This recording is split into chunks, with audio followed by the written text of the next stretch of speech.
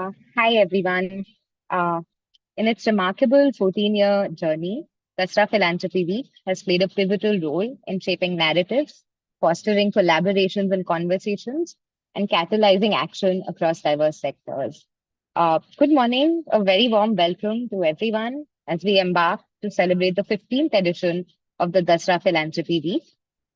With a convergence of diverse stakeholders and voices within the development ecosystem, DPW 2024 is anchored around the theme of Thrive Through Equity. This year, we're having more than 30 convenings, both virtual and in person, and engaging with more than 150 thought leaders to shape a dialogue with more than 1,500 stakeholders. With a lens of gender, equity, diversity, and inclusion, this event hopes to be an enriching and insightful experience that will help shape a collective perspective for shaping the future of India. Before we begin the session, I'd like to share a few housekeeping rules for all of you to keep in mind. For clear audio and speaker view, participant mics and videos have been disabled. We request you to respect the privacy of the speakers and please refrain from using personal messages. On the other hand, we invite you to use the chat feature to ask questions and engage with the discussion. We will also have a dedicated Q&A segment where we will try to take some of these questions in the end. If you have trouble with technology and especially if you fear it's something on our end, please privately message the host and we'll try to fix your issue at the earliest. Very importantly, through the course of this session, we will be offering translation in Hindi. You can press the globe icon to avail of this translation option. And just also want to add that we will have a dedicated segment towards the beginning that's going to be in Hindi. So please kind of ensure that you use the translation feature wherever required. Without further ado, to kick off our session, we're going to be speaking today about community-driven narratives, and we're also going to have an opportunity to listen to some incredible practitioners who work in the storytelling and evidence-building space. We're going to speak about different models of dissemination, different tools, participative approaches to communication, and it's really our hope that we'll kind of be able to think about what a lot of these very diverse, very heterogeneous interventions in the nonprofit landscape have in common. I am going to invite Nandita Bhatt, who is going to be our moderator, to come in and speak to us. Nandita is the Director of Operations at Martha Farrell Foundation and has had an illustrious career working on issues of gender equity and working with informal women workers. We're very happy to have her here to also help us interlocute and understand what storytelling means and what it has the power to do on field through her experiences as a practitioner. Inviting Nandita to take over as moderator. Thank you so much. Thank you so much, Pratiksha. Welcome, everybody, for this conversation. Really happy to have you all here and really happy to kick off DPW with such a meaningful conversation. We have a really great panel with us today, and we will hear stories, we will hear lessons, yeah, we look forward to, and there will be questions. You can put in questions. There will be space to answer them. You can put your questions in the comment section, and we can address them towards the end. Before I begin, just a couple of things. Just to set the tone for today, we've talked about narratives from the field, from communities. We've talked about storytelling, but today I think we will have a more deeper conversation on what does storytelling really mean for us, and what do these narratives really mean, and how does one go about facilitating such a process. So while goals and plans are prepared nationally and by us, by you and me, action and impact is broadened, deepened locally. So therefore, for local action, it is only logical that local knowledge and solutions become a prerequisite or unnecessary. That is the underlying theme of what we're going to be discussing today. There will be some skeptics among us, there will be some curious people, there will be some cheerleaders, and strong believers and practitioners of this methodology and this method of working. Of course, sharing their stories, but also sharing words of caution on how this can be done. So just to give you a little brief, my name is Nandita, as Pratiksha already said, and I give leadership to an organization called Mata Parallel Foundation, which is based out of Delhi. Our work largely is around the prevention of gender-based violence in learning and working spaces. And you will hear a little bit more about our work as we go along. One of them is behind us. You will hear Sarita speaking in a little while. But before I invite Sarita to speak, I think the work that we do at the Mata Parallel Foundation is deeply ingrained in community voices. And I can very confidently say that everything that we know from the communities. And we are very aware that the role of the facilitator is one of privilege. So how does one address all of that when we're working in community, when it's community-driven work? So let us, before I introduce the panelists, I would like to introduce our first speaker, and I'm going to call her on. And keep an open mind and an open heart, and let us begin. I would like to introduce first Sarita. Sarita is our colleague at the Mata Parallel Foundation, and when she is not out there listening to and working with other women, she also cooks in several houses. She's an excellent cook. Magical culinary skills she did that for a living before we co-opted her and brought her in as part of our team.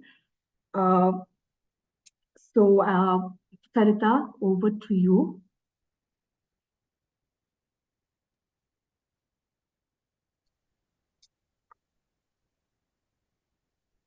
नमस्ते सभी को। मैं सरिता बिहार की रहने वाली हूँ। जब मैं बिहार से यहाँ आई, मैं बहुत छोटी थी, 15 साल की थी, और मेरे साथ एक छोटी सी बच्ची भी थी।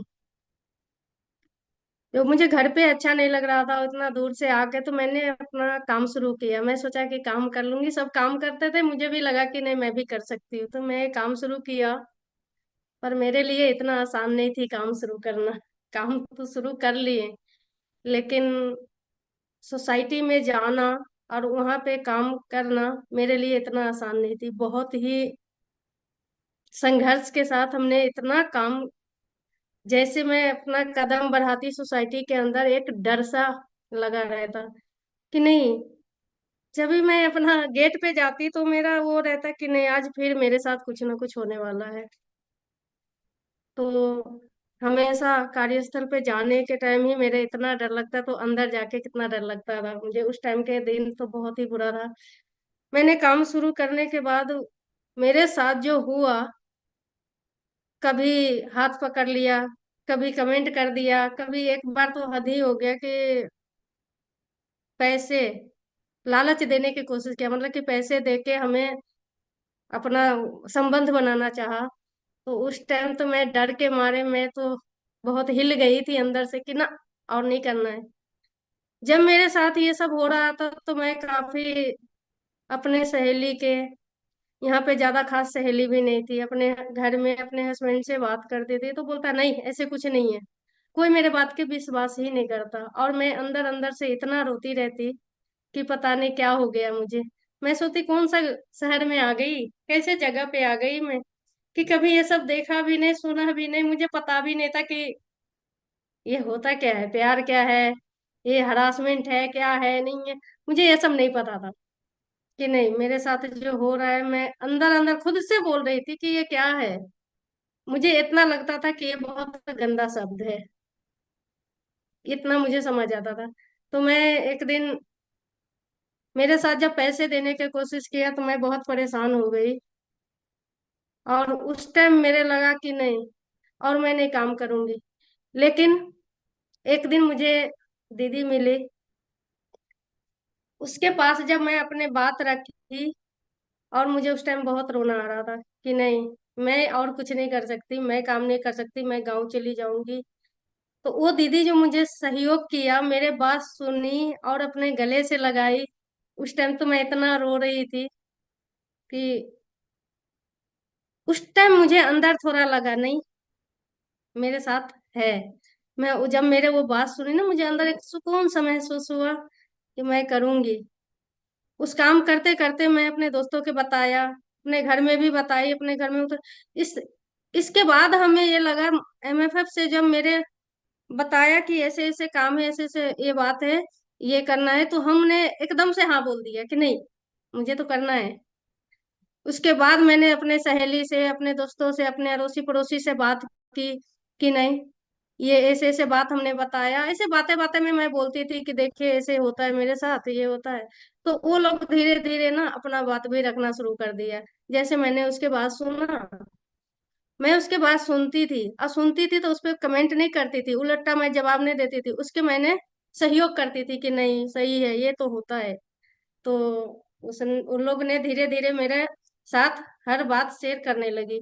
उसके बाद बात शेयर करने लगी तो मैंने ये सोचा कि चलो एमएफएफ से मीटिंग शुरू हुआ तो हम उन महिलाओं से पूछती थी कि क्या आपके साथ हुआ, तो हम मेरे साथ तो ऐसे पूरा खुल के नहीं बात करती थी, वो डरती थी कि नहीं, नहीं बोलूंगी, ये वो बोल। तो हमने शुरू किया कि चलो एक ड्राइंग बनाते हैं। हम ऐसे खेल खेल में ड्राइंग बनाते हैं, कढ़ाई करते हैं, कुछ सिलते हैं, ऐसे करके हम सब महिला मिलके, कम से कम 12-14 महिला थी, मिलके हमने एक साड़ी तैयार की थी। जो महिला ने उसके जो जुबान मुंह नहीं खोल पाया, वो अपने हाथ चला पाई, अपने जितना अंदर के बातें थी उसकी अपने साड़ी पे उतार दिया।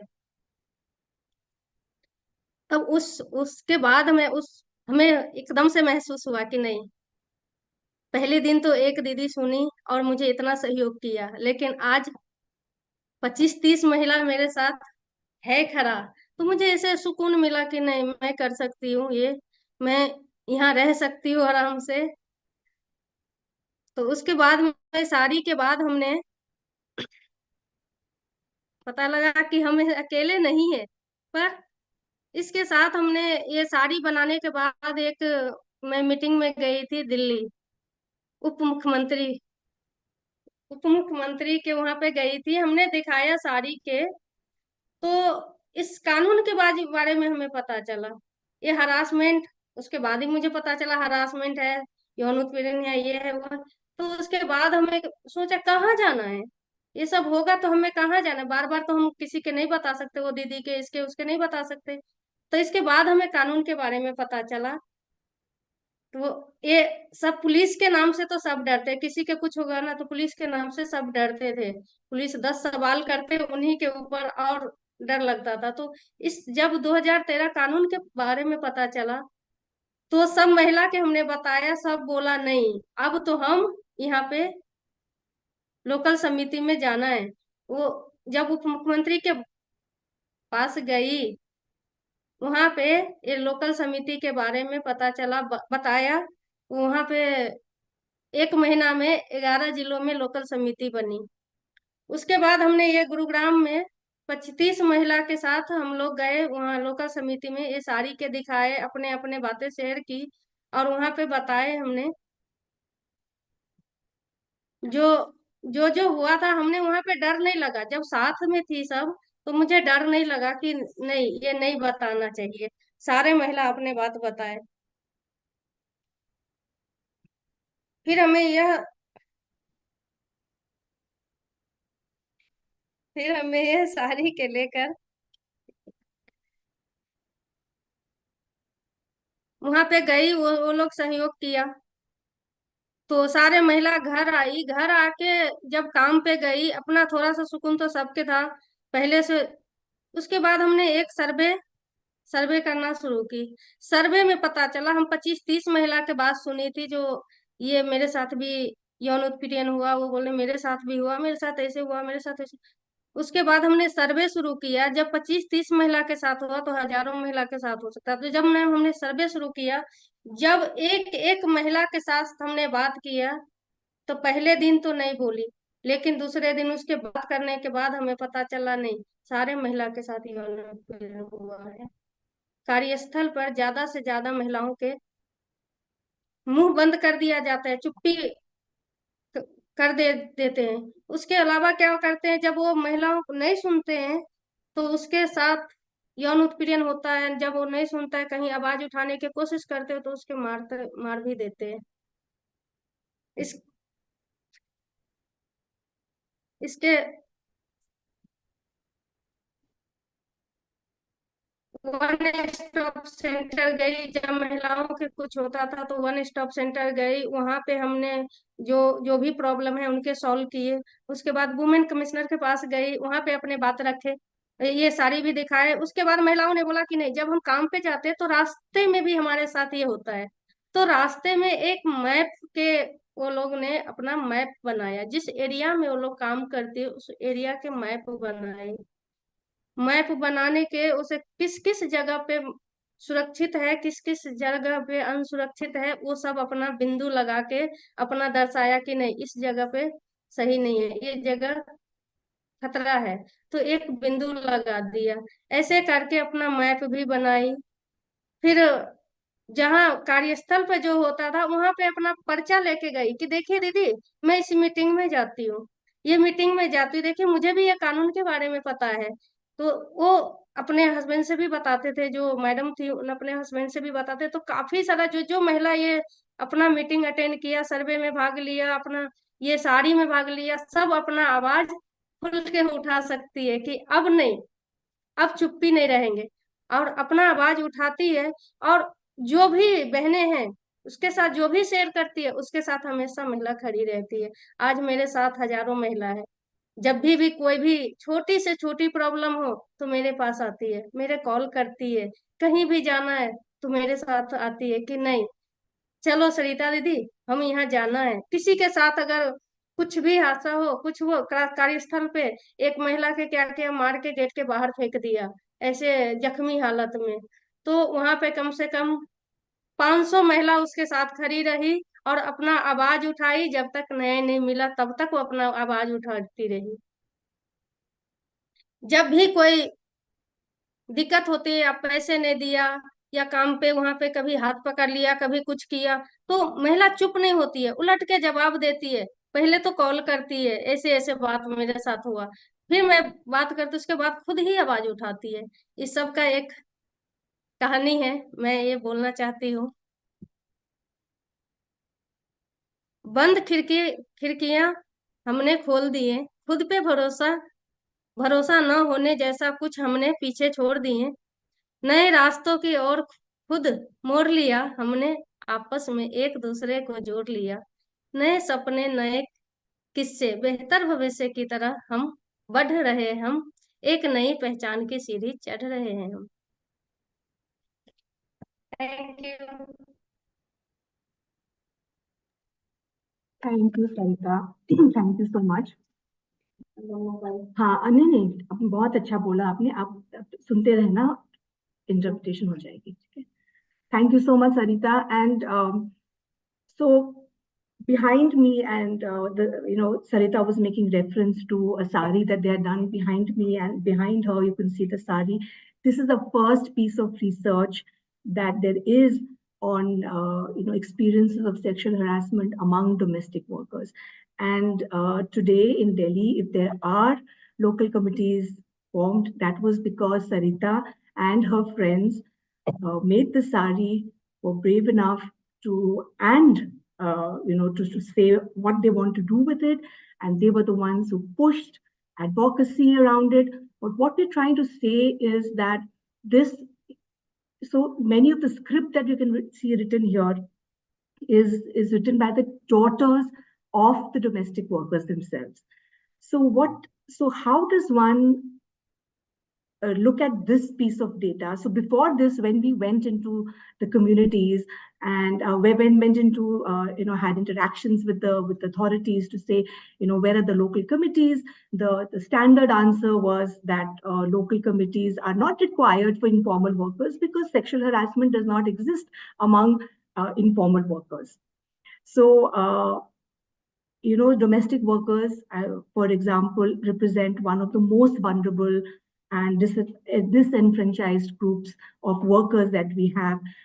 Their work is in the informal economy is characterized by unregulated work, unregistered work, low wages. They are marginalized, they are excluded, uh, they lack identity and voice. So in spite of having, when they have so many challenges, when you say, where are the reports, are informal workers, are domestic workers being sexually harassed, because we haven't heard anywhere. So the question to ask is, how would they? How would they? So today's today's panel discussion and conversations around this, how do we listen to community voices? How do we make them part of our work? And how do we make it part of planning, implementation, and impact? So I would just like to introduce the panelists first who are with us. From Nirantar Trust, we have Dipta Bhog, who's dedicated her career to advancing women's literacy, agency, and advocacy. She was instrumental in establishing Khabar Lahariya, where she led training for their workforce of rural women journalists and conducted research on women leaders in rural areas. At the Third Eye, Dipta and her team are seeding feminist interventions linked to pedagogy and research methods in grassroots settings. I will just introduce all the panel, Dipta, before I ask you your question.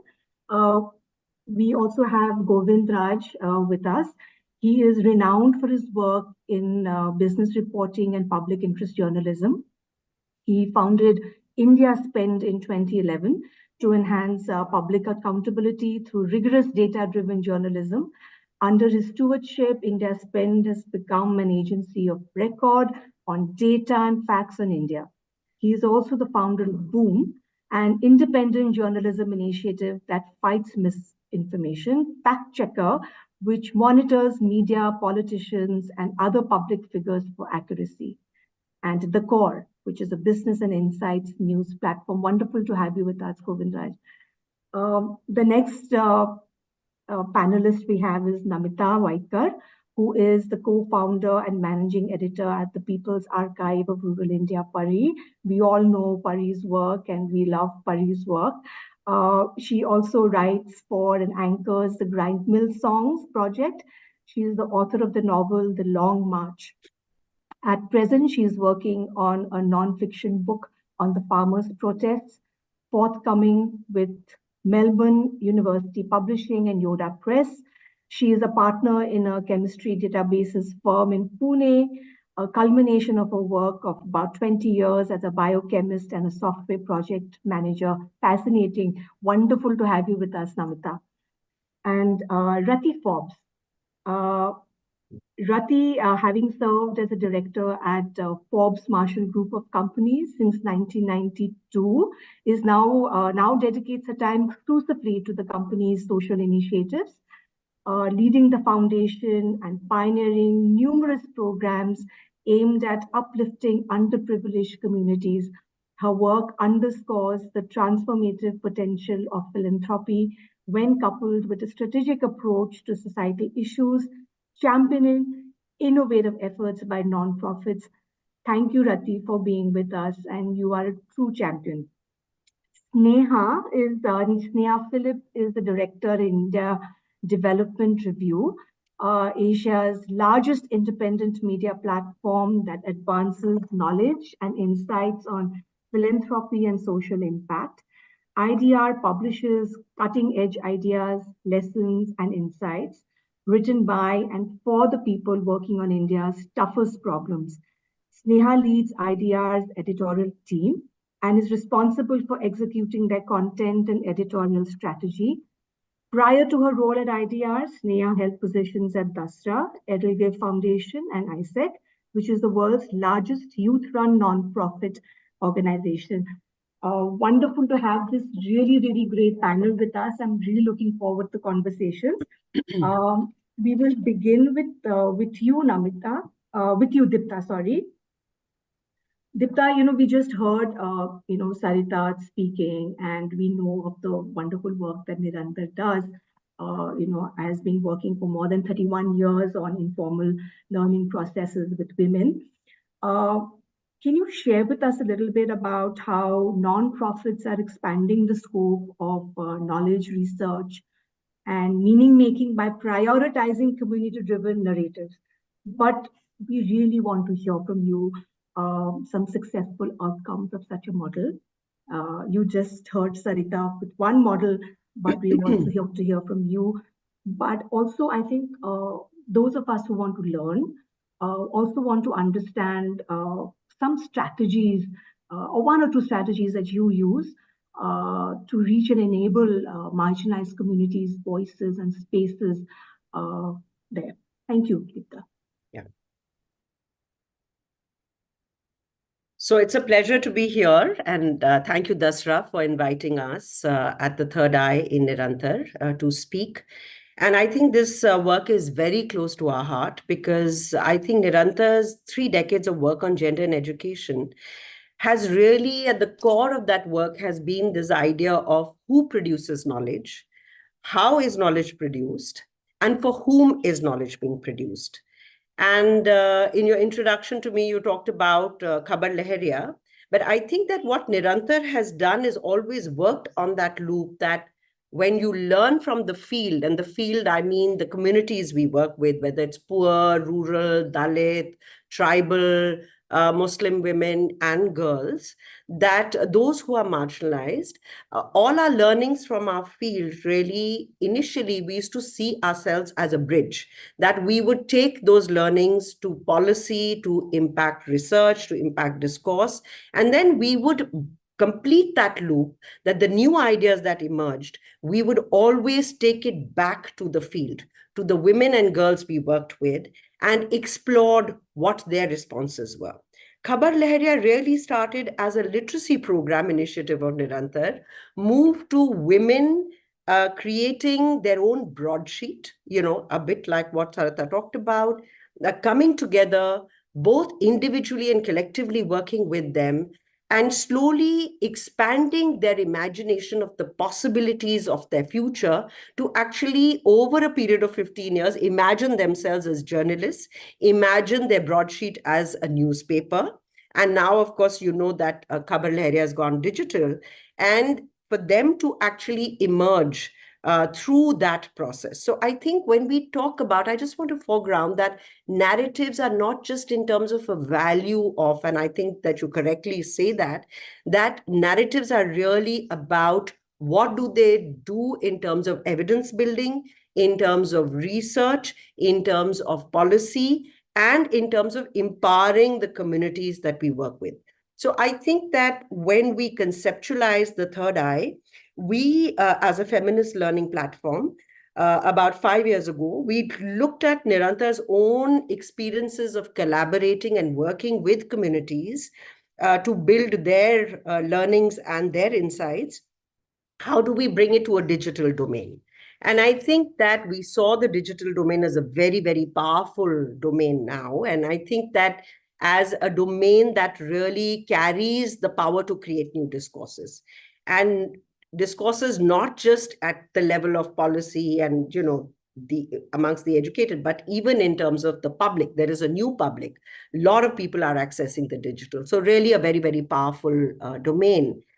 And I think that what drove us is that how do we populate the interwebs with voices from the margins?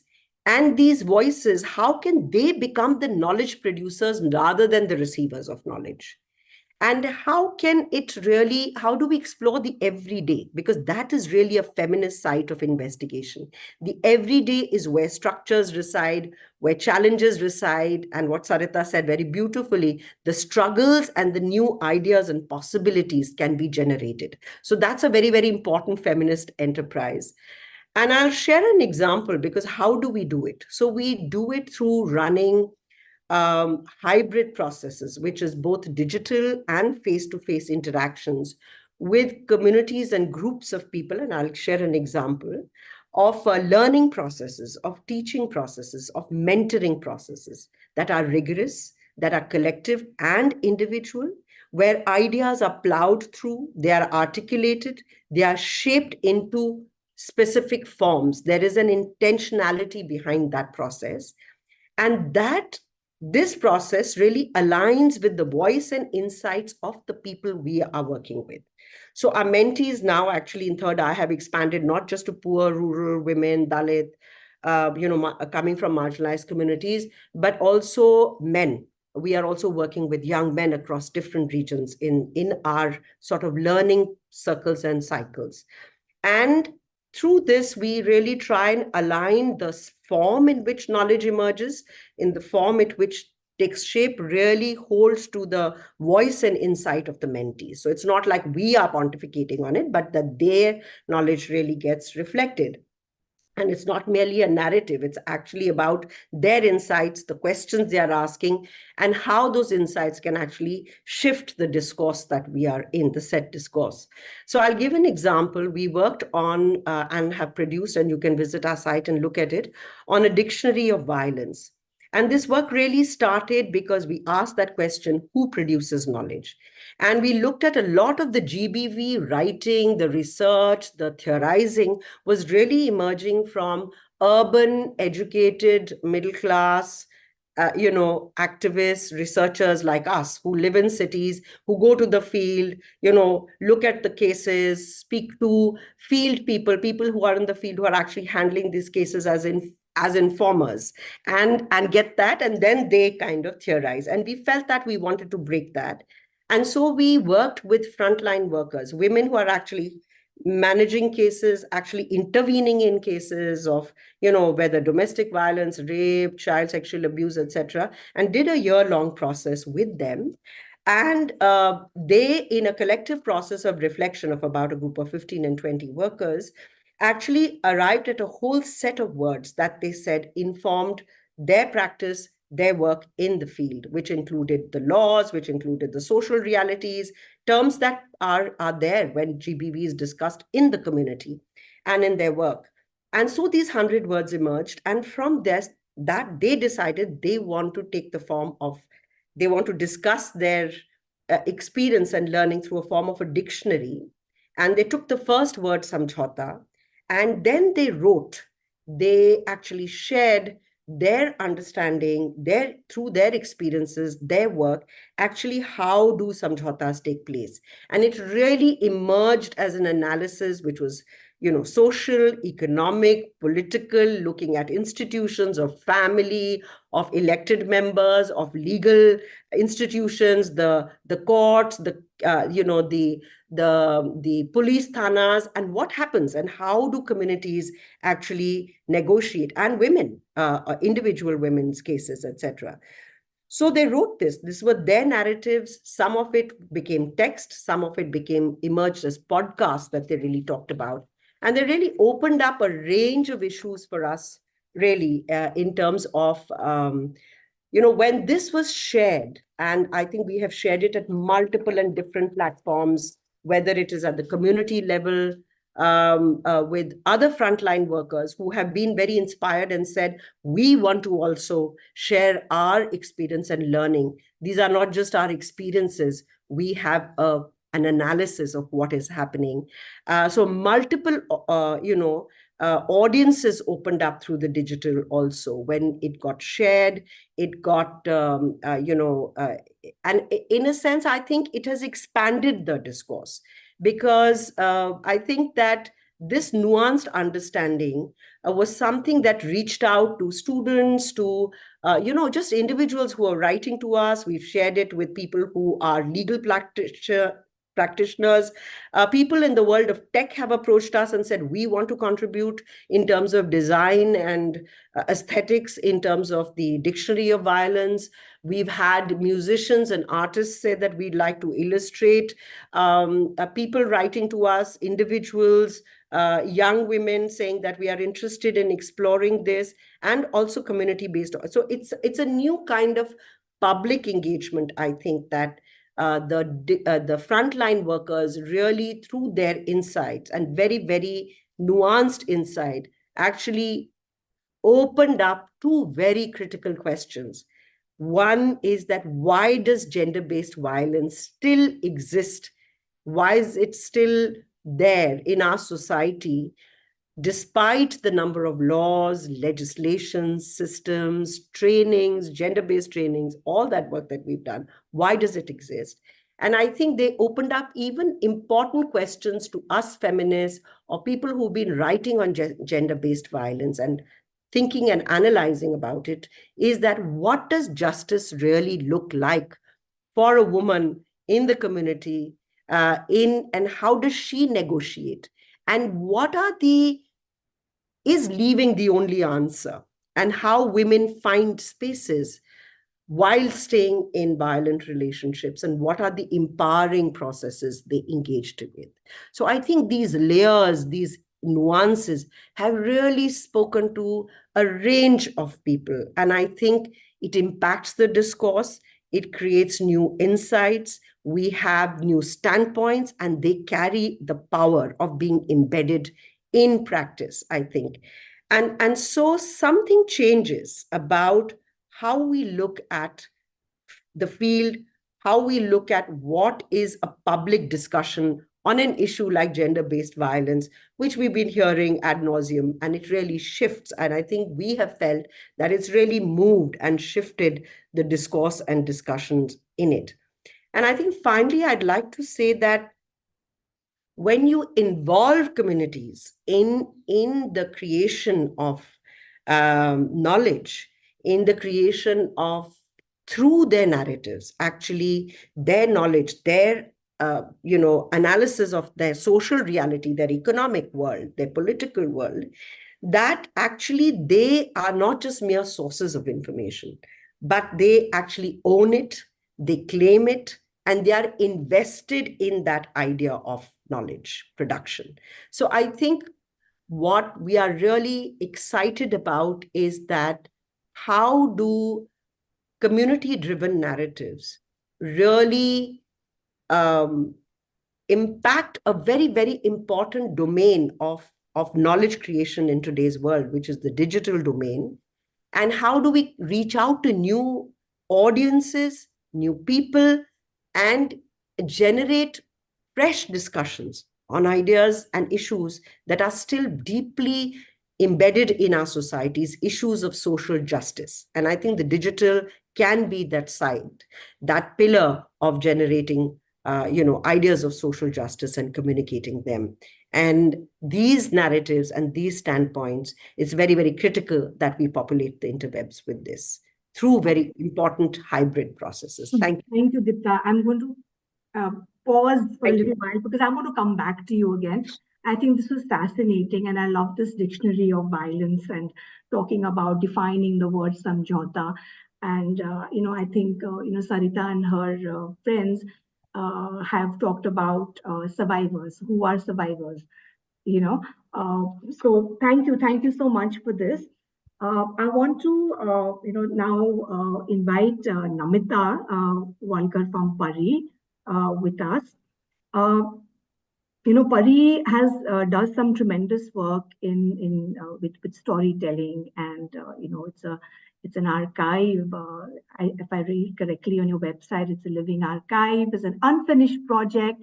I love that. What does that really mean? And but also, since Nirantar and Digital Trust right now, we already heard how they're trying to digitalize all of this. But we're also at the same time talking about community level voices. So what role does storytelling that amplifies the voices of the people, play in strengthening evidence building processes. But how about, how has the widening of the digital access in India shared, Pari's vision? And any anecdotes or experiences from working alongside any of this diverse multilingual group that we have of creators? I'm going to ask you to just speak about 5-7 minutes, but we will come back to you again, Namita. So thank you, Dasra, for organizing this and for inviting Pari to this panel. I'm very glad to be here and share some stories about Pari and from Pari. So there are a lot of website links that I would like to share. So I'm just going to put them up in the chat box. And the first one being the link to Pari. So to start off, I'll try to keep to my 7 minutes. So what we do at Pari is, we record the stories of the everyday lives of everyday people. And how this happens is our reporters actually go into the field and we speak to the people whose stories are being written, and we bring them in text, audio, as well as video films. So that brings a very unique and original voice of the people. It brings authenticity, and we bring in original quotes into our stories. Now, one of the reasons is to carry the stories of people, but also the fact that we translate our stories into 14 Indian languages. So having those original quotes even makes our translations more authentic and accurate. And the stories that we cover, they are across the areas of labor, vanishing livelihoods, the arts and crafts, and folk music, endangered languages, as well as climate change and the important issues of climate change, agrarian crisis, farmers' protests, issues of health, food, education, and social justice, as well as a recent series that we are doing on sexual and gender-based violence. And while we do these stories, what we bring is the lived experience of the women and the men and children. And this is done across a wide range of the communities. So, for example, at the farmers' protests, when our reporters spoke to the farmers, it was to all the classes or levels of farmers, whether it was mid-level, smaller marginal farmers, farm laborers, and women farmers, and farmers from Adivasi and Dalit communities. So when we speak of these stories, let me share some more links here. What we do is, once we bring in the lived experience of the people, these are then supported with inferences and data from scientific studies or research papers. And of course, at the editorial level, there are fact checks to verify that what is being reported is accurate. And these are stories that also then challenge the social structures that dominate our society. Because when surveys are conducted by, say, government agencies or research institutes, and the data is presented in the form of percentages or ranges of various parameters. So, for example, access to primary healthcare centers. But when you read the stories from, let's say, our series on women's health, we can actually see how women are pushed into taking unhealthy risks to satisfy the desire of having a male child by the family or the society, and the extent to which they have to go to undergo abortions or to undergo treatments in unhealthy environments or unsanitary environments, etc. The other things that our stories also do is they present the real picture. And, these stories also bring out the contrast between the loud public claims of several government schemes. And also they prove how, one size fits all schemes do not work for many people. For example, there are several stories about the ineffective use of Aadhaar cards, and how a story that we published was quoted in a court judgment. And based on that story, the children who were not able to get scholarships because their Aadhaar card somehow did not match some data, they were issued new cards, and then they were able to avail of those scholarships. So a post office that was not being sanctioned for several years was built within a week of a story being published and, uh, posted on social media by a prominent reporter. So these kind of things really make it a very heartening and enjoyable exercise to bring these stories. And about the question of, what experience we have. So other than this, we've also covered a lot of stories during the COVID pandemic about, the real human cost of what people went through during COVID. And these stories brought in help from readers, from listeners, and people who watched the videos. And they immediately reached out to help the people. So although we didn't get involved directly, we were able to pass on information of how they could help the people. And these stories really brought in a lot of help that the people required during those difficult times. And I would like to once again thank Sarita Devi for sharing her experiences. I actually wanted to start with that, but आपका बहुत बहुत धन्यवाद सरिता देवी कि आपने आपका experience यहाँ पे share किया। हमने अभी रिसेंटली हमारी एग्जीक्यूटिव एडिटर है प्रीति डेविड, उन्होंने एक कहानी लिखी है बंसवारा जिले में कैसे माइग्रेशन के तहत एक बहुत ही यंग 17-18 साल की लड़की को ले गए शादी करने के बहाने, and how she went through the sexual harassment and how even her family forced her into accepting a relationship which was not only uh, violent, but also it wasn't really a marriage, it was more of human trafficking. And these kind of stories, really heartbreaking stories, but they bring in the real issues to life. And lastly, I would also like to say that some of the stories that we share, um, for example, from a story from, say, the grind mill projects that I work on, when we show those songs to youngsters or to grandchildren of the women who sang these songs, they are surprised and amazed that their grandmothers have actually composed these songs. And these kind of stories then, bring new kind of bonding between these communities and families. And it's a very amazing result to have as a result of a story. I'll speak more when you ask me further questions, but I think I have completed my 7 minutes. So thank you so much. Thank Yeah. you. And I've read the piece on the Baswara piece that you were just mentioning. Brilliant piece. Thank you so much. And I'd like to call in our next panelist, Govind Raj.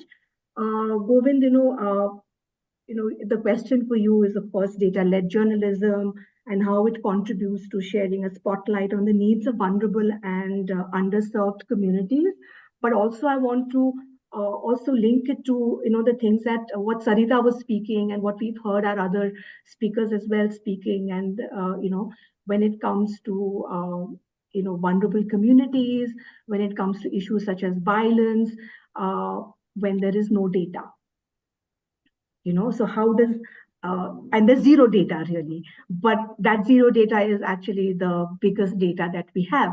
So, just want you to link all of this, and also to focus on what ecosystem level support is needed to mainstream the use of data, and also including data such as this. Behind me, like I said, was the first piece of research. It's data, but it's a bunch of drawings, someone would say, right? So how does one, what is your idea? What is your view on this?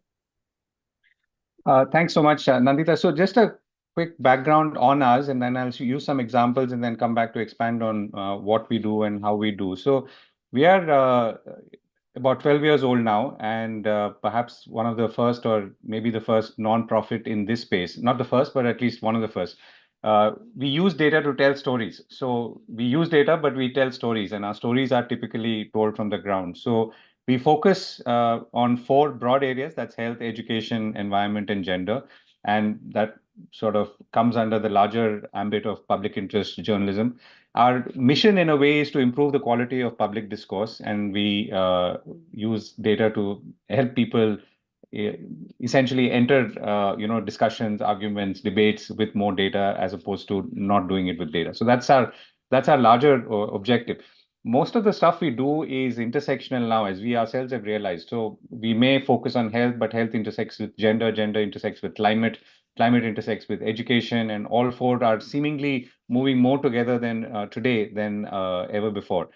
So I'll come to our audience in a little bit, and I'll talk about how we are having an impact, or have been having an impact. So I'll give you 2 or 3 examples in these 3 areas. So let me use 2 examples which are broadly from the climate space and what's changing there. So a story we did, and I'm going to use very recent stories as opposed to going back too far. And I'll address the point you made about violence against crime, or violence or crimes against women as well.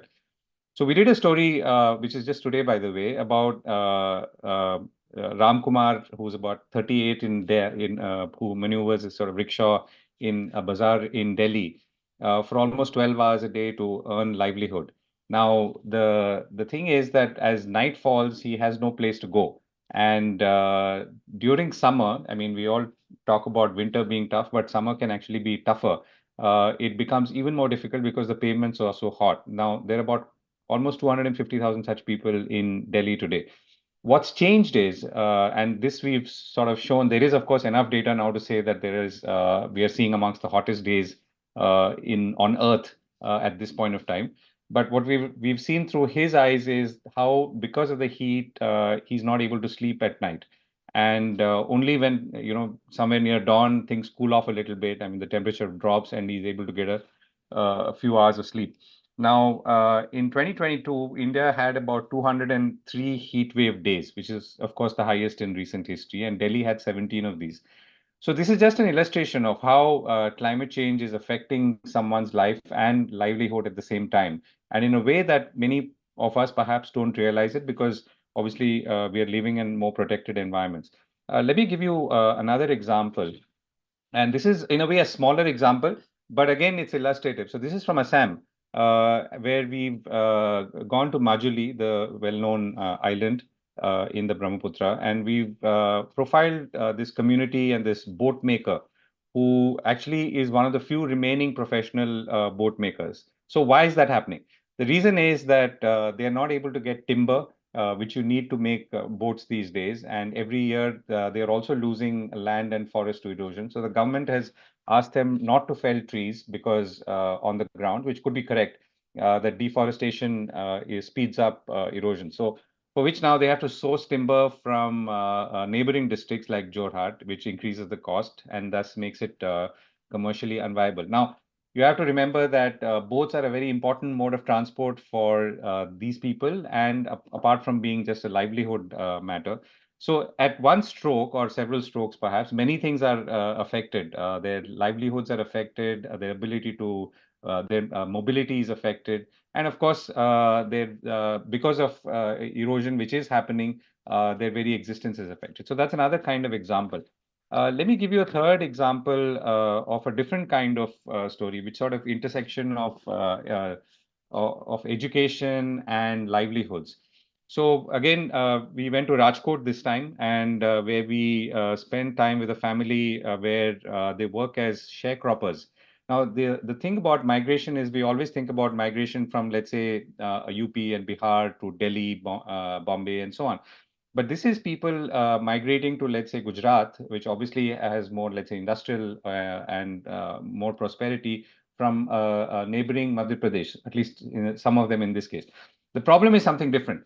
The families, when they migrate to Gujarat, migrate with their children. And the children are not studying in schools. And this is, we're not talking about a few, but we're talking about thousands. And not only that, many of those children who migrate with their families are roped into doing work on those fields. Now, these are seasonal, right? So at the end of the season, the sharecropping season, all these families will go back to Madhya Pradesh or other parts of the country, which I'm assuming are neighboring parts of the country. So the issue here is now two or threefold. One is, of course, the livelihood and the fact that they're not able to get livelihoods where they are. Second is the education that these young children are not able to access. Now, the other interesting point is that they could access education if they want to, though it's physically difficult because the schools are far away. But the problem is that they don't want to learn.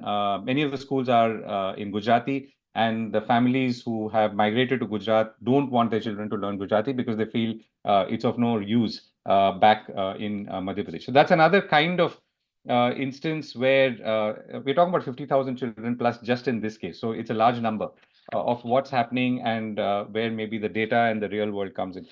The last example is maybe on a slightly more positive note. So this is about a scheme in Karnataka, and and we visited this old lady called Revamma, who's 94, 94, who stays alone in her two-room house in a village about 30 kilometers from Bangalore. She can barely walk. Her left leg is swollen because of an injury. Her daughter used to collect her rations from the government's PDS or ration shop, but doesn't do that now because she herself is a daily wage worker. That is the daughter. So the government started an interesting scheme called Anna Suvida, where basically they deliver rations to people who are aged 90 and above. So those rations are delivered to the house, and therefore she's able to obviously get by. And it's about 5 kilograms of food grain. So this is a slightly positive story, and it's also an interesting intervention from the government in a policy space targeting a very specific segment. So these are the kind of stories we do. Now, there are two or three consumers for our kinds of stories. One is people in public policy in India and from outside looking at India, because we are doing a lot of original research and on-ground writing and reporting. The second is a lot of universities. Yeah. Can I interrupt for a bit? I want to come back to you for that. Sure. So I just want to, because we have Sneha also, and we're running out of time, but we have Sneha also, and we have a common question. I want you to link what you were about to say to that common question Sure. that we will have. Thanks so much. Sneha, over to you. Can you, yeah, okay, hi. So Sneha, IDR, it is by the sector, for the sector. That's your tagline. That's your approach. But I also want to tag the last common question to you as well. And so we'll begin with you for that common question, and then I'll ask all other panelists to quickly give in their inputs on this. So I want to tag that question: how can philanthropy strengthen its support to nonprofits that are spotlighting community-driven narratives from the grassroots? Because that's what you are doing, is you are spotlighting grassroots organizations who are doing this work. But the question that is common for Dipta, Namita, and Govind also is, how can philanthropy strengthen its support to nonprofits that are spotlighting community-driven narratives? So I want you to also speak to this point. Yeah, thanks. Thanks, Nandita. And thank you to the team at Dasra as well. I think it's pretty wonderful to see and to be part of a panel where so many peers, are talking about this really critical point of how do you bring narratives, stories, voices of people from the grassroots who are really the reason why this sector exists in a sense, right? And this goes to what IDR does. Nandita, like you said, we're here. IDR exists because the sector exists. Our content, our stories, everything that we put out there is in a sense here to serve people who are working in the nonprofit sector, in the social sector. And I think we believe very strongly that knowledge and information is power, and that the right, knowledge in the right hands really has the power to change things. We heard that from Sarita Deviji this morning. We've heard it from all of our panelists as well. And so the question we then ask ourselves with every story that we're with every article, with every piece of content that we are starting to work on at IDR is, who needs to hear this? And there isn't just one answer to that. In the social sector, most of the stories that we hear, and there's a very valid reason for that, most of the stories that we hear tend to be impact stories, right? They will talk about change that has happened. They will give you a sense of what the picture was like before and after. And that's important to put out there. What we try to bring into the picture also at IDR is, what else do we need to know about that story, right? What did that frontline worker who played a role in creating an impact, what did she learn? And what then can her peers learn from her? So can we put, and for us, the community of people who write for IDR, and who speak to us and whose stories we bring out there are very wide-ranging. They can be ASHA workers and Anganwadi workers and other frontline cadres. They can belong to the communities that nonprofits exist to serve. They can be program staff at organizations, leaders, funders, etc. But the important question that we start with is, who needs to hear what this person has to say?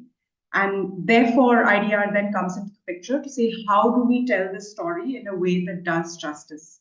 So the voice is the person's whose story it is. Our role is very much an editorial role in that sense.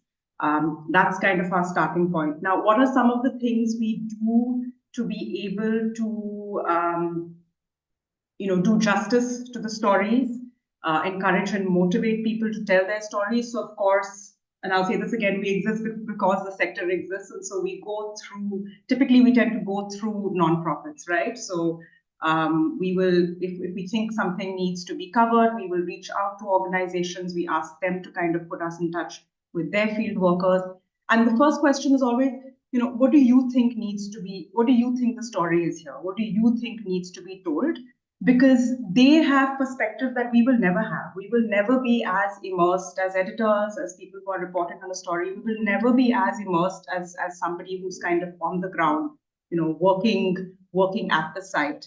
And so it's important for us to kind of balance the bit of a bird's eye view that we tend to have with what the people who are working on a program, on a scheme, on an Andolan have to say, and kind of bridge both of those. So the question is always, what are you learning? What do you think your peers, other people, say you're working you're working with RTE in Rajasthan.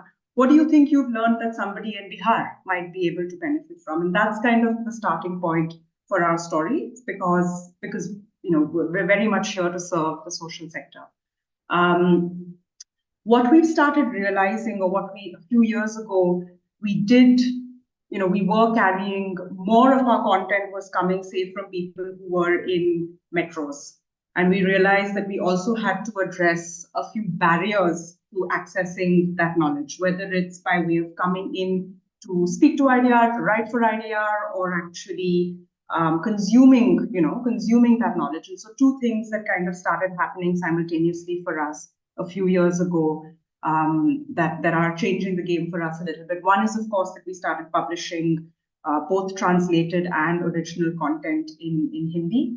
So that story is not just valuable for a funder or somebody sitting at the headquarters of a large organization in Delhi and Bombay. That story probably has value for somebody who is sitting at a block level office in a district in Jharkhand or in Orissa.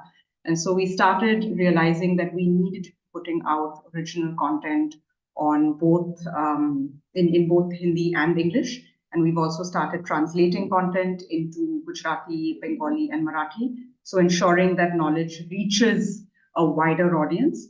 The other thing that we've also started doing is that we have a fund in place. So a recognition of how can we compensate people who are sharing their time with us. When we interview somebody for a story, we're usually spending at least a couple hours with them. So both an incentive and a motivator as well as some form of compensation.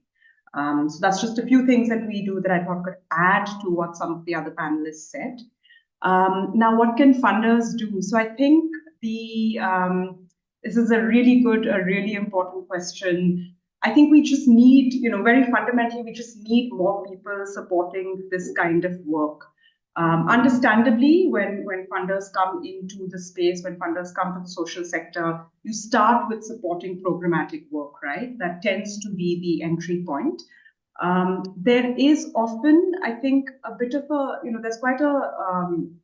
there's this learning curve and a conversion from like supporting programmatic work to supporting work that talks about it and brings out learnings. And I think there's a corollary that we often use at IDR is that if somebody comes from, if you work in business, if you work in aviation or heavy engineering, there are always, there will be reports, there will be journals, there will be platforms that are talking about trends in the sector, that are talking about what's influencing what you need to do. And we don't really have enough of that in the development space. Definitely all of the platforms that are here in the room today are doing that work.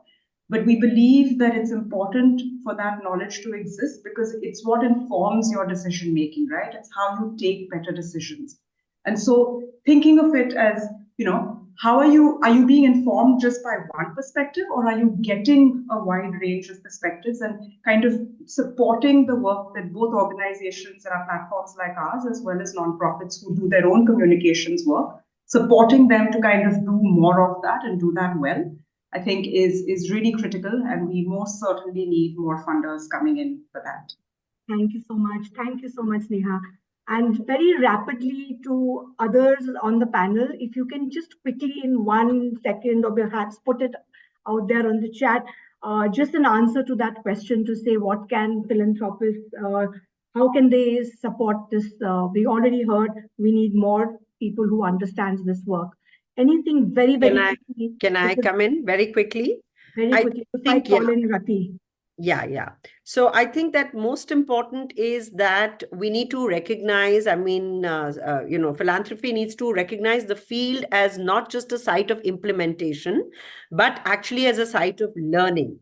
And therefore to build knowledge generating platforms, which brings together people from communities or the groups that we work with, along with, professionals, experts, and, communicators, people who come with certain kinds of skills to actually deeply engage with each other.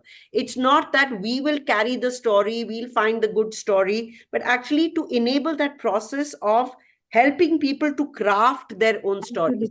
It requires a different engagement. So I think it's very, very important to build processes, invest in processes. They take time, but to actually build knowledge generating platforms. Yeah. Thank you so much, Deepta. Namita, Govindraj, anything? Would you like to quickly? What's the question? The question is, how can philanthropy strengthen its support to nonprofits doing this kind of work? Yeah.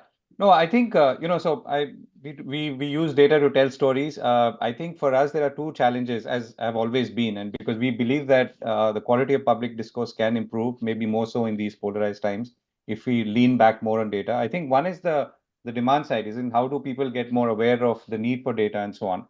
I think on the other is to work and encourage the supply side, which is to say that when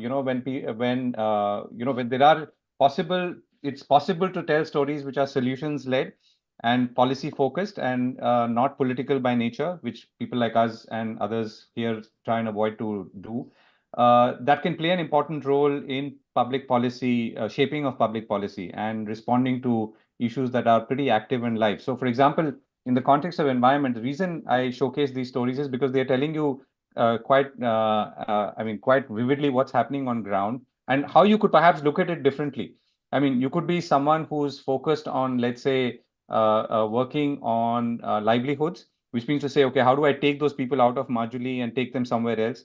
Or those people who are plying rickshaws on Delhi's roads and give them other kinds of jobs. I could be on the skilling side, which is linked to that. I could be maybe looking at the migration side, which is to say, could we address the problem at source, which was also the issue that we pointed out with sharecropping and people migrating from Madhya Pradesh to Gujarat. Or I could say, let me address the education part. Maybe bring in some element of digital, but not too much of digital, and so on. So I think if people appreciate that, I mean, I'm sure they do, but maybe learn and try and encompass it and embrace it, I think that will play a big role. So, funding and money is always an issue. I mean, if anything, it's only diminished in recent years.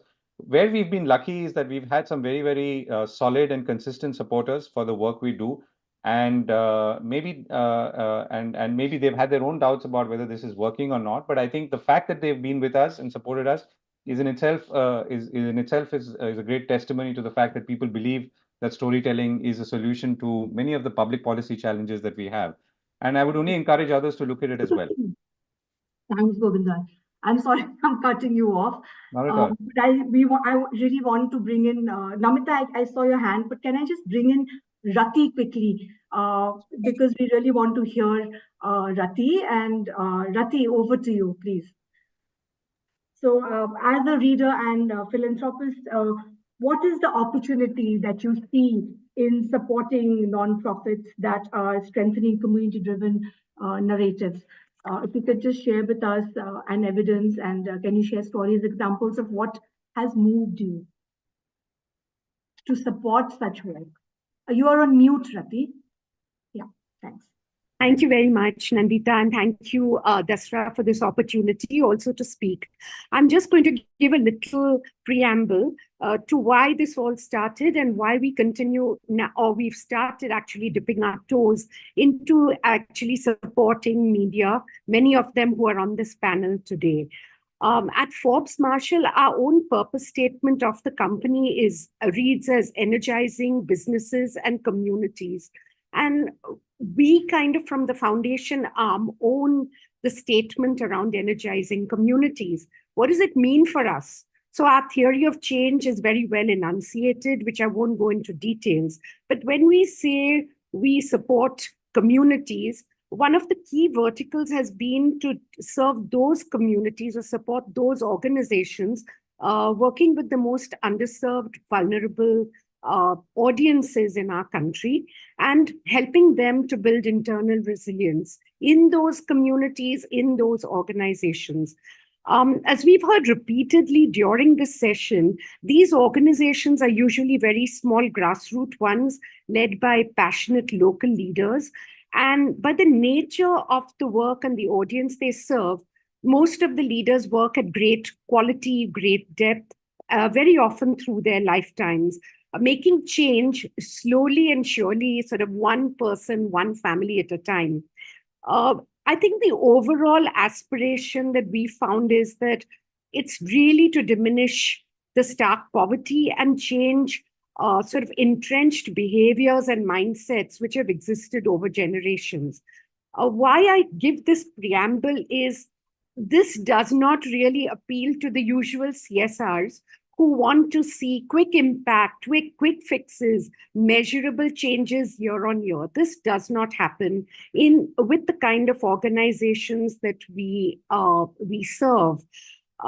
So one of the key learnings really has been grant making is imperative, but it needs to be patient, trust-based grant making without huge linkages to impact, to numbers, to quantities.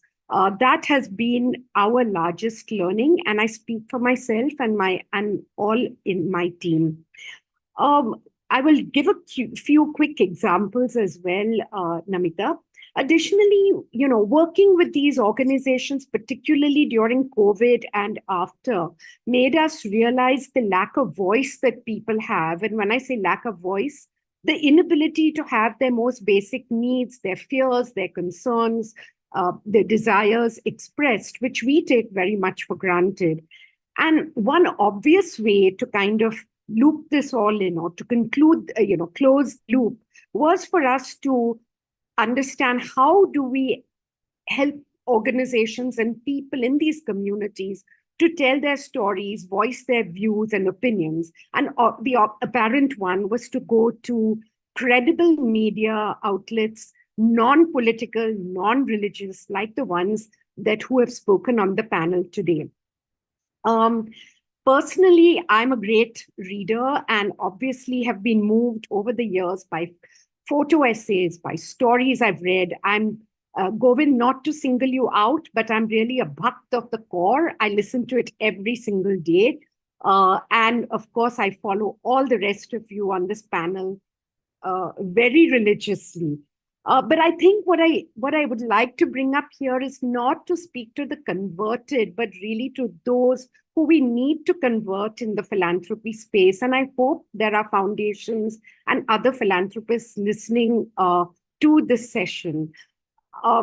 Whereas many of us support programmatic activities or community-based organizations, I think the time has come for us to also look at innovative models or approaches where voices are heard and stories are told.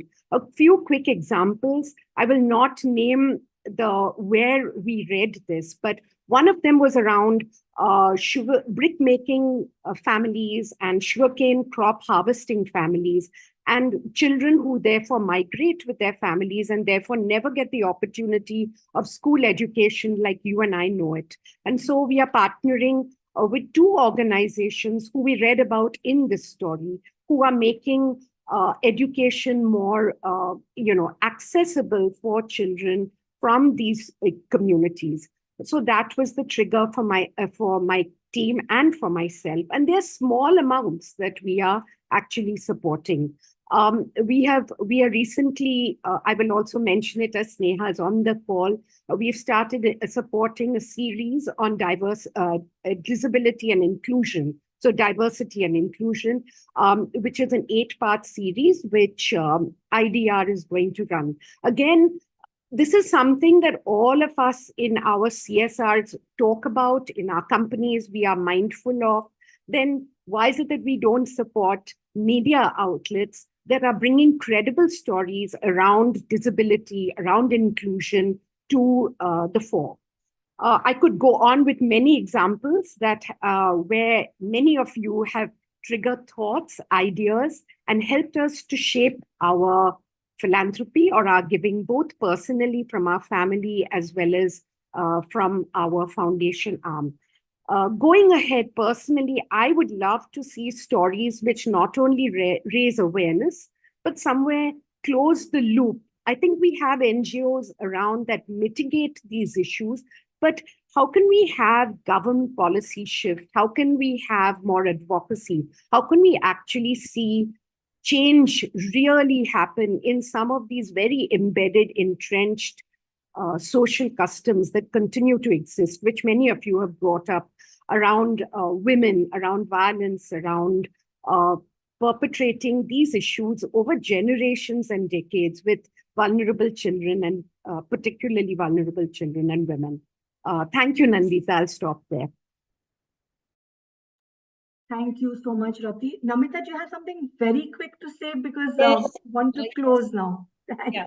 Very quickly, I'll say that, first of all, thank you, Rati, for that very enlightening talk about philanthropy. I would just like to add that it's difficult for an organization like PARI to enumerate or quantify the benefits, that our stories bring in, because it takes time for policy changes. But I also want to say that there are a lot of idealistic young people who want to work for organizations like PARI in journalism. And to enable their continuance, we need to give them, honorariums and benefits like health insurance, which is, if not comparable, at least close to what people in the mainstream media would earn. So for that to happen, we need philanthropists to not only give funds for operational, but also for corpus funds, which can help us in the long term. So, yeah. Thank you so much. And with that, we come to the close of this really exciting conversation. We could go on and on, but of course, we don't have much time, but we can continue conversations offline as well. So thank you to everybody. I just want to sum up quickly, just bring out some of the highlights of what we have been discussing today. Beginning from the last, what Rati said and what the response to the last question was. Rati says that basically, this is not, there will be no quick fixes. You might not have measurable impacts, but it is trust-based. You need trust-based philanthropy, you need patience, but it is sustainable. But we also heard from Sarita and from others on the panel.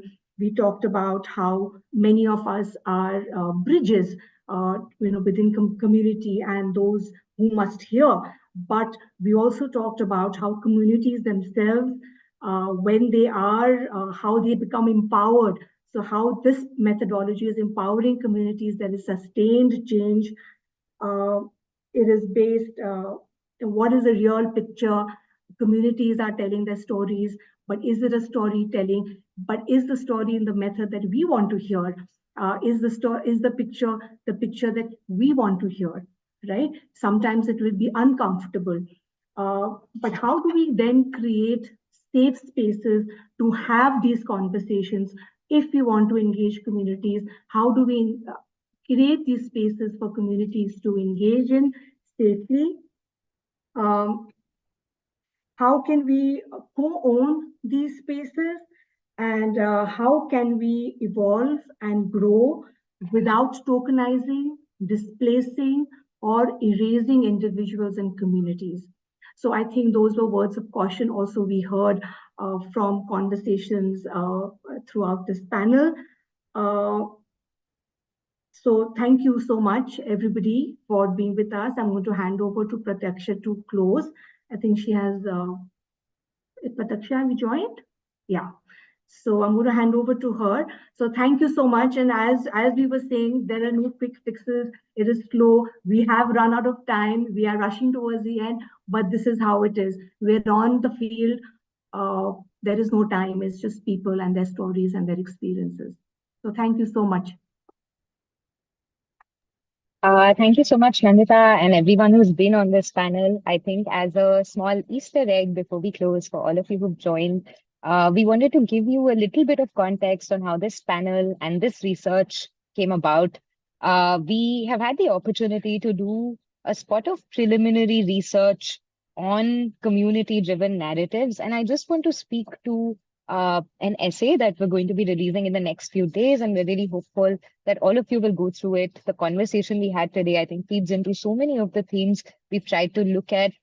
We've tried to put together a first layer primer with preliminary analysis from our end, which talks about the space of community-driven narratives and how it's linked to development challenges.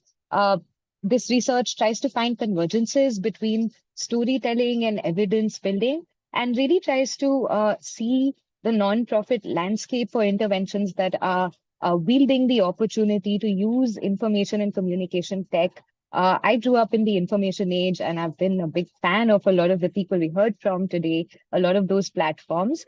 To quickly take you through what we hope to do with this research is we hope to spark this conversation about the kinds of interventions that are taking place. We've tried to define these within 4 intervention areas, which is catalyzing development-focused niche media, mobilizing media tools for social change, building public dissemination capacities, and strengthening the media action ecosystem.